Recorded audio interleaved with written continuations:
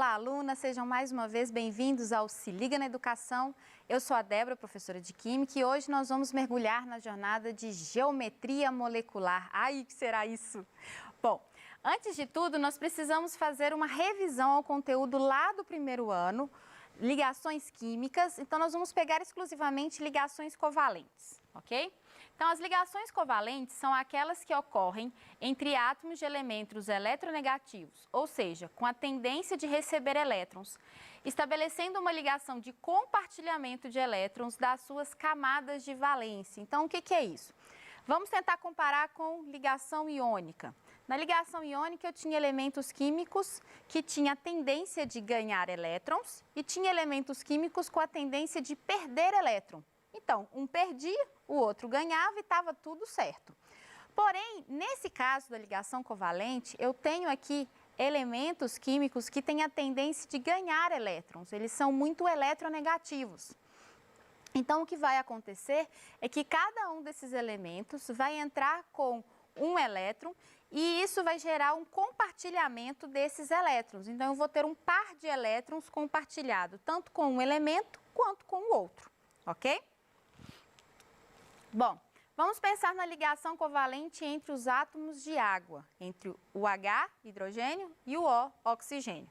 Então, o hidrogênio, lembrando lá na tabela periódica, ele é da coluna 1, ou 1A.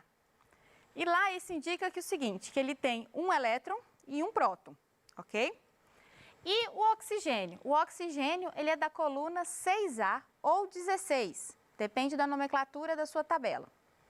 Isso indica que ele tem 6 elétrons na camada de valência, ou seja, a camada mais externa desse elemento, ok?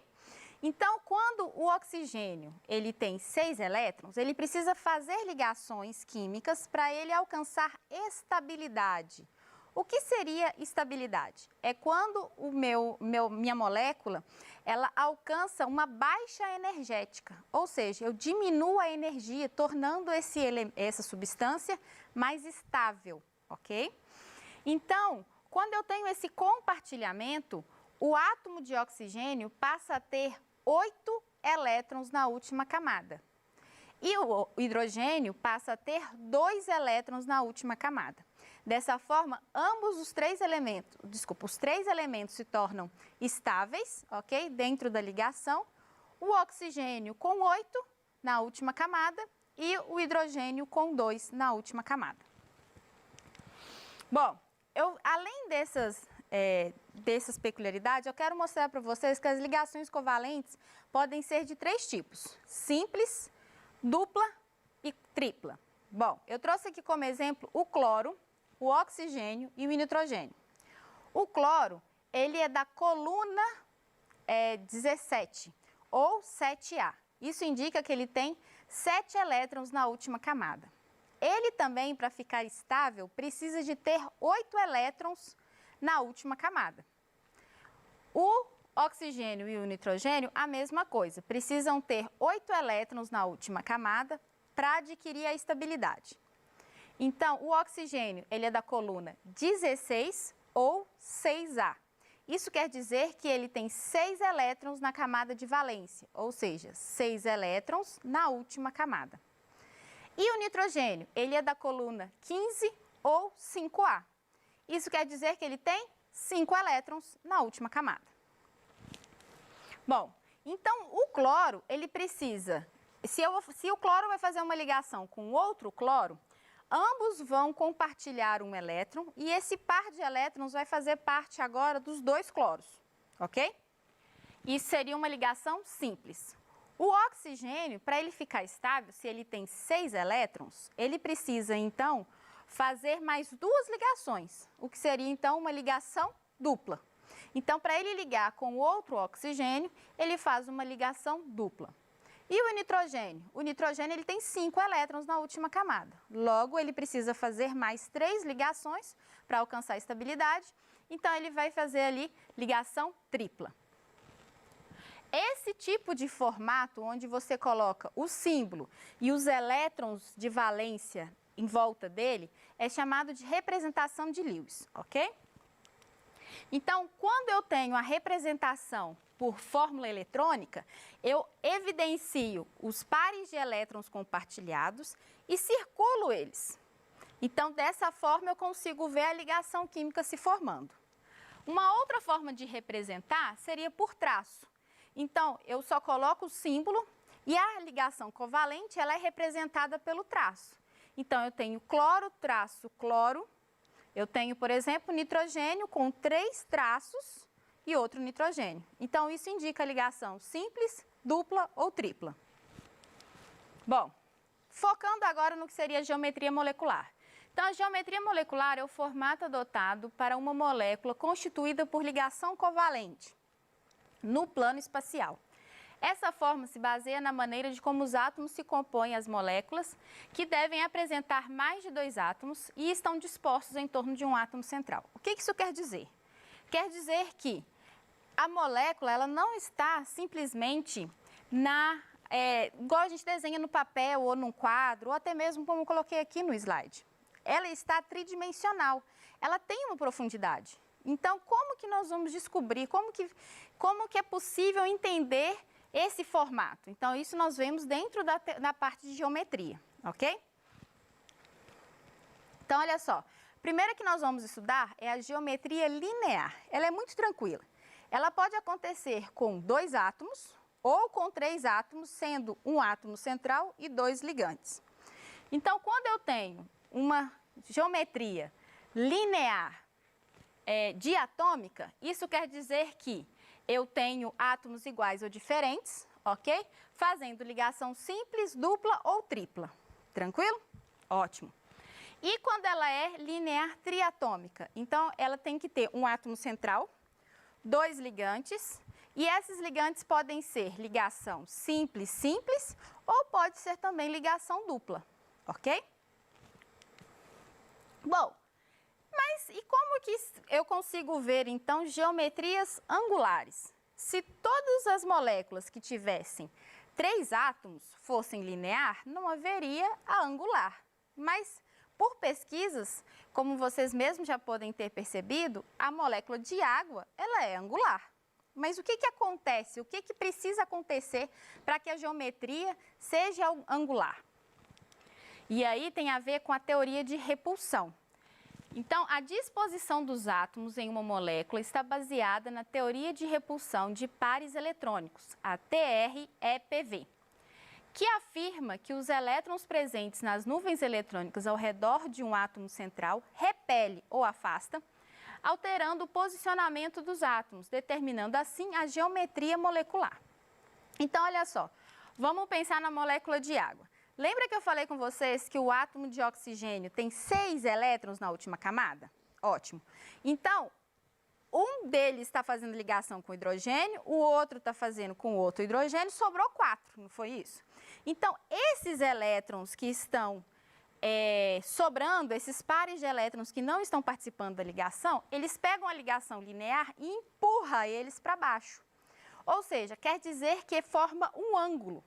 Então, a geometria angular vai depender se o meu átomo central tem pares de elétrons não ligantes, ou seja, tem pares de elétrons que não participam da ligação química covalente, ok? Outro exemplo é a geometria trigonal. Eu tenho a trigonal plana, ou simplesmente trigonal, alguns autores usam assim, e a trigonal piramidal, ou simplesmente piramidal, ok? A mesma coisa vai acontecer aqui. Eu tenho a mesma quantidade de átomos, sendo que se o átomo central não tiver pares de elétrons não ligantes, ou seja, todos os seus elétrons estiverem participando da ligação química, essa geometria vai ser plana, ou seja, vai ser os 4 átomos no mesmo plano. Porém, se esse átomo central tiver elétrons não ligantes, esses elétrons não ligantes no átomo central, imagine que a minha mão seja o átomo central e os dedos aqui fossem as ligações. Esses elétrons não ligantes que estariam vão empurrar essas ligações para baixo, ok? Diminuindo esse ângulo. Então, isso quer dizer que o que vai definir se a geometria for trigonal plana ou trigonal piramidal é se o átomo central tem ou não pares de elétrons não ligantes. Bom, e temos também a geometria tetraédrica, que é quando eu tenho 5 átomos e o átomo central não tem elétrons ou pares de elétrons não ligantes. Ou seja, todos os elétrons da última camada estão fazendo uma ligação química, ok? Então, vamos para um exercício aqui. Então, olha só. Assinale a alternativa que associa corretamente a coluna de compostos químicos com a coluna de estruturas geométricas. Então, olha só. 1, eu tenho NH3. 2, eu tenho HF. 3, SO2. 4, CH4. Ok? Letra A, linear.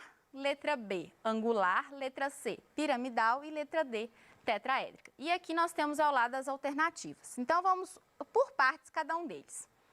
Então, olha só, o NH3. O NH3, ele tem o quê? No átomo central, nitrogênio e 3 ligantes de hidrogênio. No átomo central, repara que existe par de elétron não ligante, não é mesmo? Então, se a molécula tiver 4 átomos, tiver 4 átomos, e o átomo central tiver par de elétron não ligantes, essa figura vai ser piramidal. Se ela não tiver par de elétrons não ligantes, ela seria trigonal plana, ok? Nesse caso, tem par de elétrons, ela é piramidal. É esse exemplo aqui. Então, você vai ver que faz as ligações químicas e ainda fica um parzinho de elétrons ali. Então, eu tenho aqui a molécula piramidal. Bom, HF. Já deu spoiler, né, falando que ela é linear. Bom, toda vez que você tiver 2 átomos, ele sempre vai ser linear. Porque a única forma que eu tenho de ligar eles seria de forma linear, fazendo uma ligação linear, ok? Então, dica para vocês que estão estudando aí. Se eu tenho uma ligação química entre 2 átomos, mesmo que eles sejam diferentes, eles sempre serão linear. Bom, então aqui o exemplo do HF. Então aqui foi representado por essa figura, onde eu tenho uma diferença, tá vendo, de tamanho entre as bolinhas? Então essa diferença representaria átomos diferentes. Aqui eu tenho uma molécula de 3 átomos, tranquilo. Nós vamos prestar bastante atenção nessa molécula, porque aqui tem uma novidade, ok? Então eu tenho o enxofre como átomo central, fazendo ligação com 2 oxigênios. Todos eles têm 6 elétrons na última camada. Então, todos eles ficam estáveis com 8 elétrons na última camada. Então, olha só. Quando eu tiver uma molécula que ela tem 3 átomos e sobra par de elétrons não ligantes, ela será angular. Se não houver par de elétrons não ligantes, ela será linear, ok? Vamos ver se esse daqui vai sobrar? Então, olha só, eu tenho um enxofre compartilhando um elétron com o oxigênio à minha direita. E o oxigênio com um elétron também, uma ligação.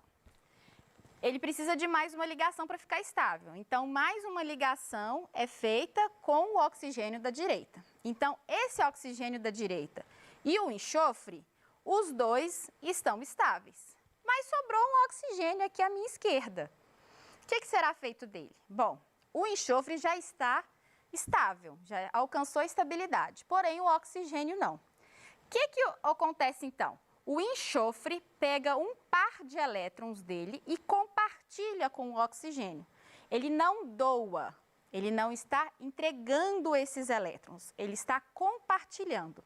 Dessa forma, esse par de elétrons estabiliza também o oxigênio e vai continuar fazendo parte do enxofre. Então, aqui eu tenho uma ligação dupla e uma ligação simples, também conhecida como dativa. Então, aqui eu tenho dupla simples. Isso acontece porque dentro da química, isso vai acontecer de forma muito rápida.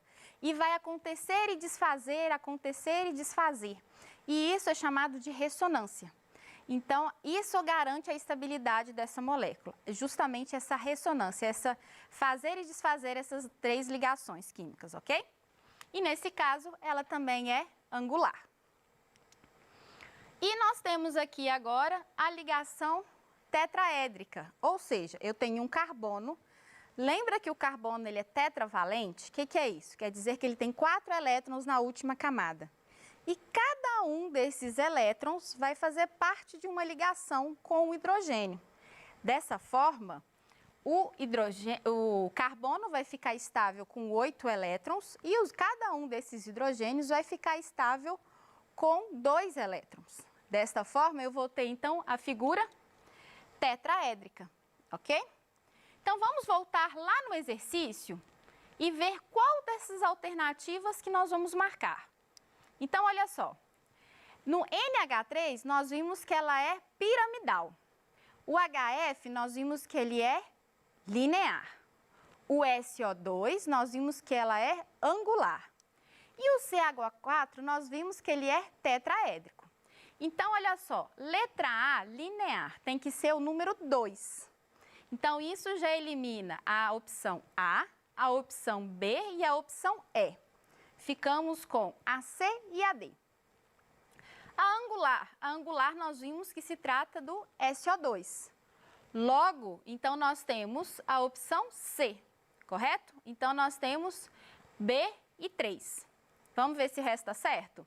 Então, olha só, piramidal. A piramidal é o NH3, que é o número 1.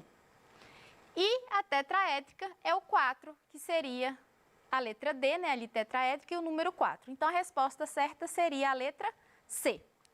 Então, gente, com isso, nós vimos que nós temos todas essas geometrias. Existem outras geometrias um pouco mais complexas, porém agora, nesse momento, o que nós precisamos é focar nessas. Então, vamos tentar fazer uma revisão um pouco devagar, bem tranquila, para a gente lembrar de tudo. Então, primeira coisa, nós fizemos uma revisão sobre as ligações covalentes, que se trata de um compartilhamento de elétrons. Um átomo entra com um elétron, enquanto o outro átomo entra com outro elétron, e aí nós temos esse compartilhamento. No exercício, nós vimos que existe exceção, que é quando um átomo compartilha 2 elétrons, ou seja, compartilha um par, diretamente com o outro.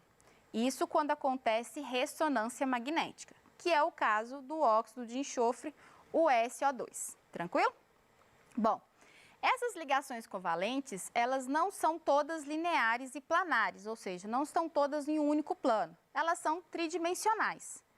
E grande parte dessa tridimensão tem a ver com a teoria de repulsão, que é justamente essa teoria que mostra que pares de elétrons não ligantes, como se eles empurrassem, expulsassem, repelissem as ligações e transformassem elas em angulares. Bom, então nós vimos que nós temos da ligação linear e a ligação angular. Na ligação linear, 2 átomos ou 3 átomos. Na ligação angular, tem que ter 3 átomos. Na geometria trigonal, nós temos a trigonal plana e a trigonal piramidal. A piramidal é quando o átomo central tem pares de elétrons não ligantes. E a geometria tetraédrica é quando eu tenho um átomo central, 4 ligantes e não sobra par de elétrons não ligantes. Bom, eu quero agradecer a todos por estarem aqui presentes nessa aula. Quero incentivar vocês a estarem estudando. Se vocês já viram esse conteúdo, dê uma olhada nos livros. Eu sei que é difícil enxergar em terceira dimensão. Eu mesmo tenho muita dificuldade com isso. Mas se você tiver alguma ferramenta, se você puder acessar algum vídeo, algum livro que tem essas figuras em 3 dimensões, vai facilitar muito o entendimento. Principalmente com relação à teoria de repulsão, ok? No mais, eu quero agradecer a todos vocês novamente por estarem aqui e incentivar novamente a estarem estudando, ok? Revendo esses exercícios, fazendo exercícios. E no mais, eu quero deixar aqui o meu abraço virtual a todos vocês. Até mais!